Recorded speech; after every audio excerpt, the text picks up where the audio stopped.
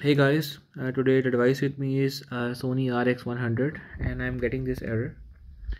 I have searched a lot on the internet and I've not found any perfect solution.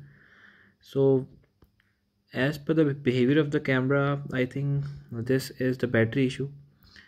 Because when I take a picture or when I record something, I get this error. So to check that, uh, I plugged a charging cable into my camera and then I started recording a video, and I did not find any error, which means that the issue is with the battery, that it is not supplying enough power to the camera. So if you are getting this error, it's probably because of your faulty battery or weak battery. So time to replace the battery. So after replacing the battery, I will upload another video, but hopefully it will get better. Thank you.